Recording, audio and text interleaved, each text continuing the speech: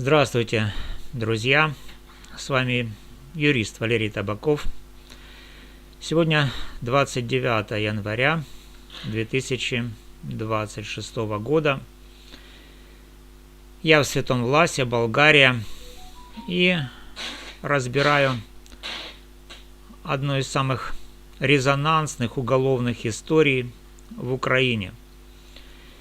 Убийство известной лингвистки и экс-депутата Верховной Рады Украины Ирины Фарион. Дело о ее убийстве тянется уже 1,5 года. Оно полно спекуляций. От неонацистских мотивов до теорий заговора о подставе. Я буду рассматривать факты, как всегда, с юридической точки зрения, опираясь на открытые источники, судебные материалы и последние новости. Это не официальное заключение, не официальная точка зрения, это анализ. Для нашего понимания, для того, чтобы мы помнили, что в суде презумпция невиновности всегда должна быть на первом месте.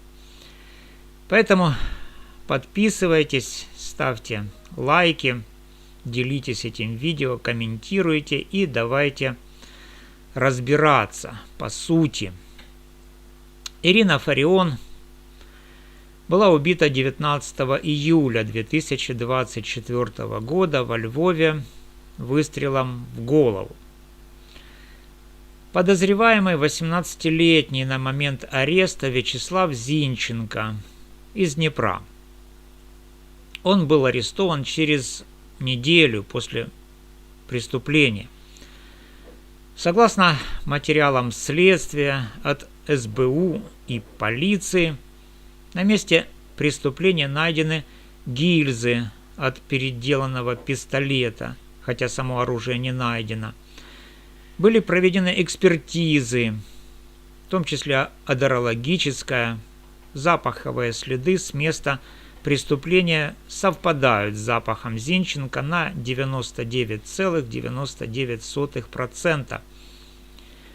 В соответствии с результатами экспертизы, сделанной с помощью 3 собак, ищеек.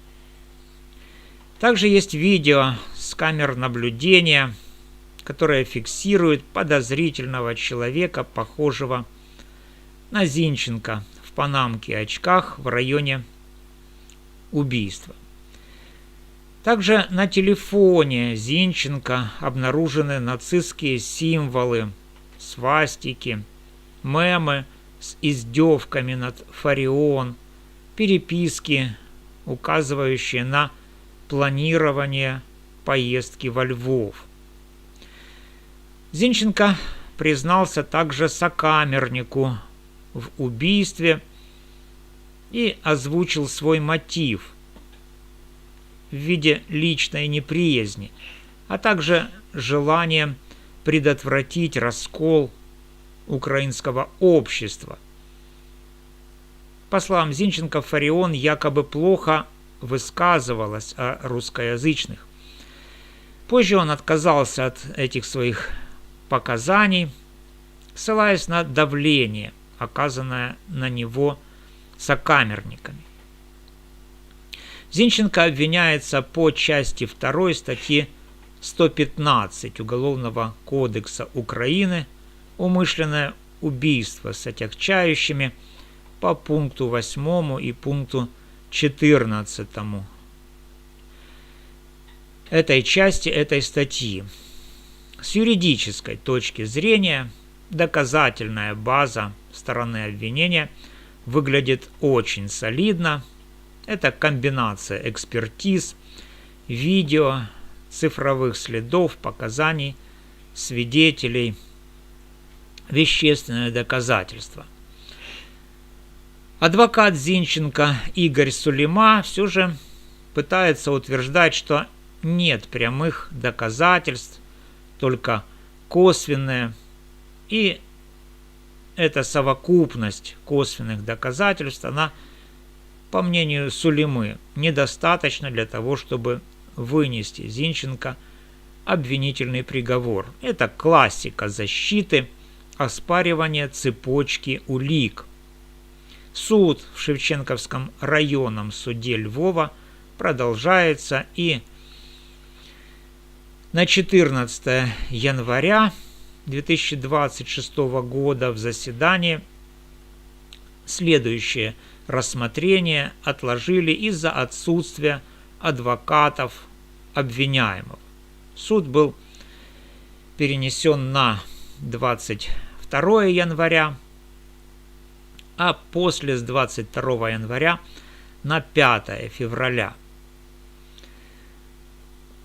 Все же арест Зинченко продлен включительно до 9 марта 2026 года, а ключевое слушание в судебном заседании ожидается только 13 февраля. Друзья, одна из самых спорных частей – это связь Зинченко с российской неонацистской группировкой NSWP – National Socialism White Power. Аккаунты Зинченко в Telegram упоминали эту группу, запрещенную в Российской Федерации как экстремистскую. Сразу после убийства NSWP взяла на себя ответственность за это преступление в своем канале, опубликовав видео якобы момента преступления и назвав Зинченко, вернее, исполнителя этого преступления автономным соратником. С точки зрения права, это может квалифицироваться как террористический акт или экстремизм, если связь будет доказана. Связь с NSWP, но украинские власти, сторона обвинения, суд на сегодня фокусируется исключительно на личном мотиве Зинченко, а не на групповом заговоре. Антисемитские посты Зинченко из вторичных источников, таких как телеграм-каналы, про жидов во власти, Зеленского как жида и недоумение, почему украинские правые, Азов, правый сектор служат евреям, добавляют российский оттенок всего произошедшего.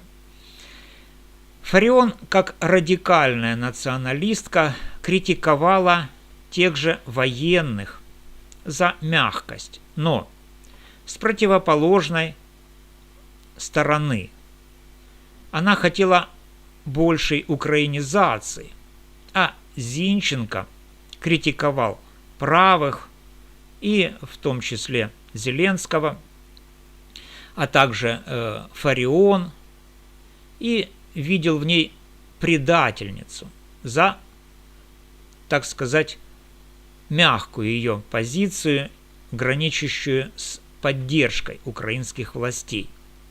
И теперь давайте о квалификации. Прокуратура изменила обвинение на пункт 8 и пункт 14 части 2 статьи 115 Уголовного кодекса Украины «Умышленное убийство лица в связи с исполнением им общественного долга по мотивам национальной нетерпимости». Но я считаю, что пункт 14 части 2 статьи 115 мотивы расовой, национальной или религиозной вражды в этом деле все же имеет место. Особенно если учесть антисемитский подтекст мотивов Зинченко. Хотя Фарион украинка, ее убийство могло быть частью более широкой идеологии ненависти, включающей лиц еврейской национальности. Давайте посмотрим на список целей Зинченко, который был найден в его телефоне. Там досье на мэра Днепра Бориса Филатова, на Геннадия Корбана, на Сергея Стерненко и на депутата Макса Бужанского. Среди них евреи по происхождению Бужанский и Корбан. Это подтверждает возможный антисемитский мотив, где Зинченко видел в них врагов из-за еврейского влияния во власти. Чтобы проиллюстрировать антисемитизм Зинченко, давайте посмотрим на пост из телеграм-канала телебачення Торонто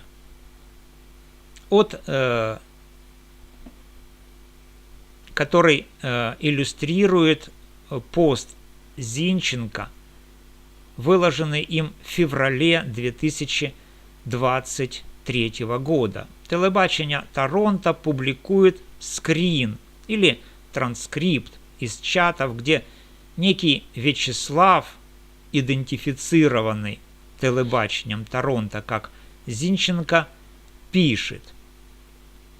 Сейчас я продемонстрирую этот скрин. Вот он.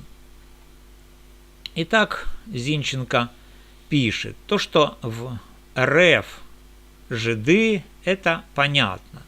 Но аргументированного ответа на тезис о жиде Зеленском лично я так и не услышал.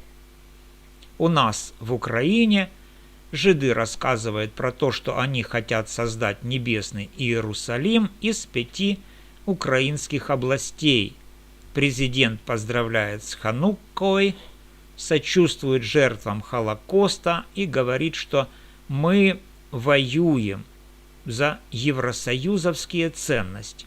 Дальше он говорит, что потому что верхушка правого движа служит жидам.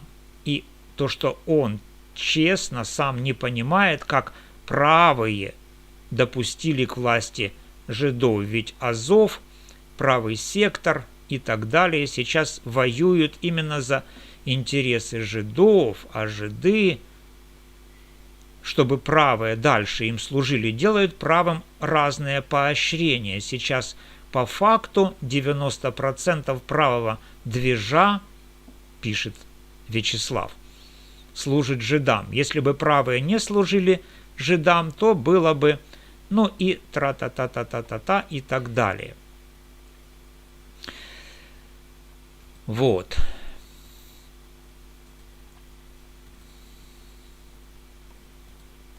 Это классический антисемитский нарратив, где Вячеслав возмущается позицией правых на Украине.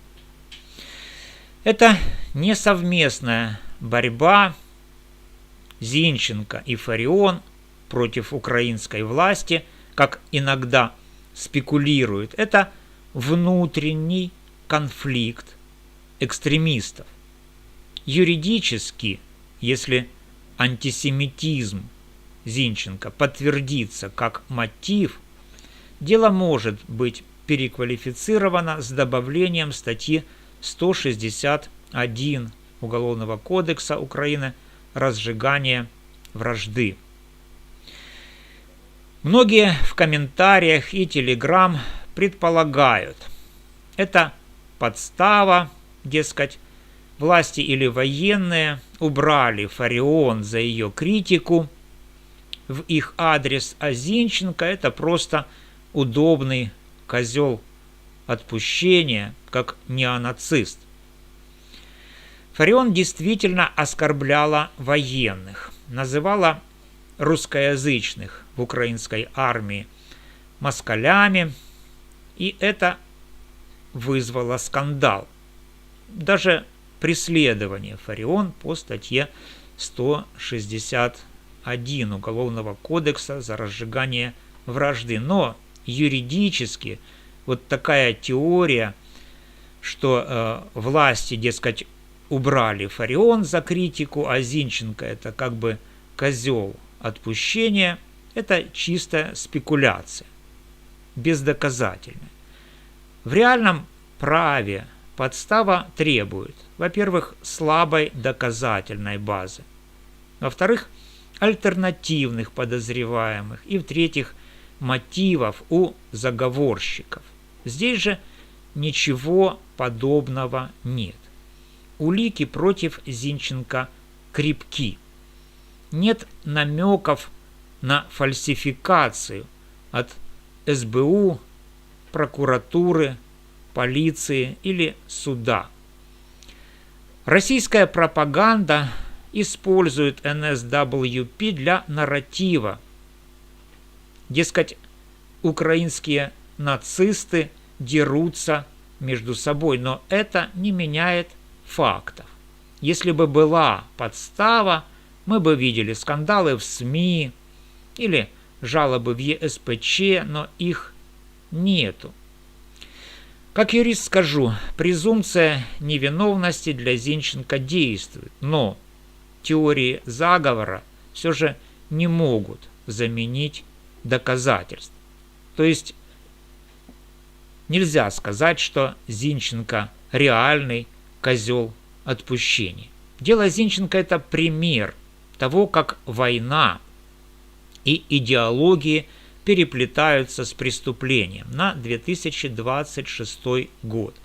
Процесс затянулся, рассмотрение дела откладывается из-за адвокатов, экспертиз, но приговор может все же быть вынесен в ближайшие месяцы. Если вы интересуетесь, следите также за Суспільне или lb.ua, за их обновлениями, за моим YouTube-каналом, а также теперь ключевой вывод о всей вот этой вот ситуации. Ситуация выглядит так, что антисемит Зинченко убил антисемитку Фарион, и именно в этом и состоит вменяемый Зинченко мотив. Убийство было совершено на почве их общей национальной нетерпимости, но не взаимной, а национальной нетерпимости к евреям.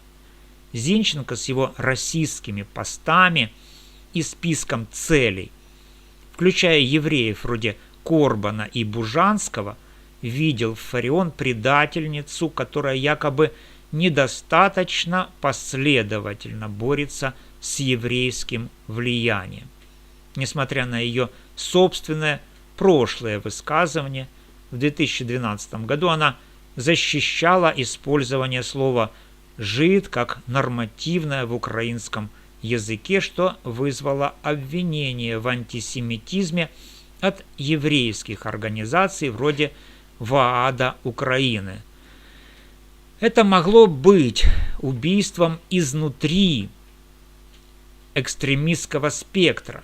Один радикал устраняет другого за недостаточную чистоту идеологии.